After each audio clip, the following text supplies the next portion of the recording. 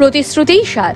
বেশ কয়েকটি নদী তীরবর্তী এলাকার গঙ্গার পার বাঁধানোর কাজ শুরু হলেও এখনো অতি ভয়াবহ অবস্থায় পড়ে থাকা গঙ্গার পার বাঁধানোর কাজ শুরু না হওয়ায় ক্ষোভ উগরে দিলেন নদী তীরবর্তী এলাকার বসবাসকারীরা। বুধবার শান্তিপুর ২৬ নম্বর ওয়ার্ডের অন্তর্গত নদী তীরবর্তী এলাকার বসবাসকারী মানুষ তাদের গঙ্গার পার বাঁধানোর কাজ শুরু না হওয়ায় একাধিক ক্ষোভ উগরে দিলেন।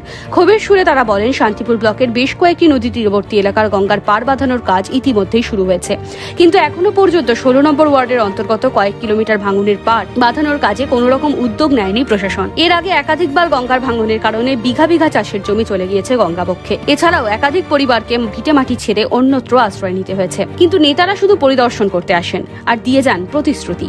তাদের দাবি, অবিলম্বে গঙ্গার পার পাকাপোক্তভাবে বাঁধানোর কাজ শুরু করুক প্রশাসন, না হলে শান্তিপুর পৌরসভার অধীনস্থ জল প্রকল্প সহ একাধিক এলাকা চলে যাবে গঙ্গার ভাঙনে। যদিও শান্তিপুরের বিধায়ক ব্রজকিশোর গোস্বামী ওই এলাকার গঙ্গার ভাঙন পরিদর্শনে গিয়ে আশ্বাস দিয়েছিলেন অতি দ্রুততার সাথে গঙ্গার পার বাঁধানোর কাজ শুরু হবে।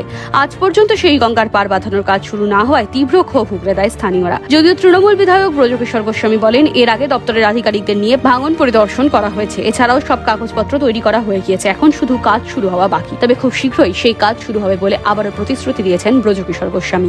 তো ভেঙে রাস্তায় থেকেই যাচ্ছে, কাজ হবে হবে করছে।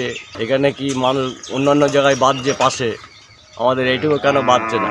হ্যাঁ, এর আগে তো ডিএম সাহেব আসলো, এমএলএ সাহেব আসলো, যাই হোক মানে যাতে কাজটা হয় সেই ব্যবস্থা শুরু হওয়া করতে। হ্যাঁ, নাহলে আমাদের এখানে বসবাসটা বেশি, আমাদের বাড়িঘর না থাকলে আমরা কোথায় যাব? গঙ্গার ধারে বাসি। আর তারপরে জল প্রকল্প একটা বিরাট একটা প্রজেক্ট, শিশু উদ্যান, হ্যাঁ, এইগুলো তো সবই ভেঙে যাবে। আরে চৌধুরীপাড়া যেখানে বাসিন্দা নেই, কিছু নেই, সেখানে কাজ হচ্ছে এখানটায়। আর যেখানে মানুষের বাসিন্দার বাড়িঘর সব কিছু তলিয়ে যাচ্ছে, সেখানে কোনো কাজ নাই, বাইরে কাজ হচ্ছে, পরে কোনো কাজই নেই। আমাদের এখানটা কত ক্ষতি, বাড়িঘর ভেঙে চলে যাচ্ছে নদীতে। এখানে আমাদের শ্মশান থেকে এই পালপাড়া পর্যন্ত ১৬ নম্বর ওয়ার্ড রাস্তা রাস্তা রাস্তা ভেঙে যাবে, স্কুল, জলকল্প সব কিছু তো, স্টিমার ঘাট। কি চাইছেন কি আপনারা? আমাদের এখানে বাধা হোক।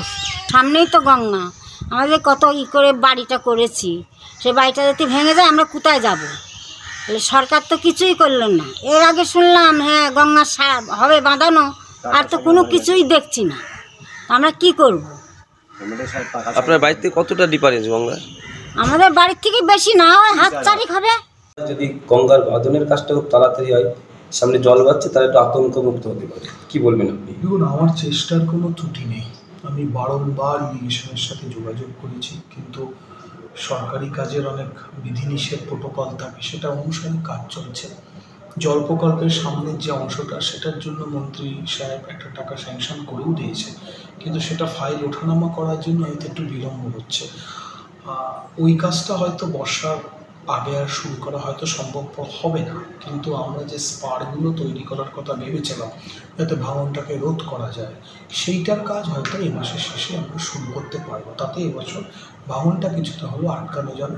আর আমরা রিসেন্টলি ইরিগেশনের দপ্তরের লোকেদেরকে নিয়েও জায়গাটা পুরোটা ঘুরেছিলাম। তো সেই জায়গা থেকে আশা করছি আমরা যে এই মাসের শেষে হয়তো আমরা কাজটা করে ফেলতে পারবো। আমি চেষ্টার কোনো ত্রুটি রাখিনি। আপনি ইরিগেশনের কর্মীদের সাথে আলোচনা করে দেখবেন, বারংবার তাদের ফোন করা হয়েছে, বারংবার তাদের সাথে যোগাযোগ করেছে, আমি বহুবার ছুটে গেছি। দেখা যাক এখন।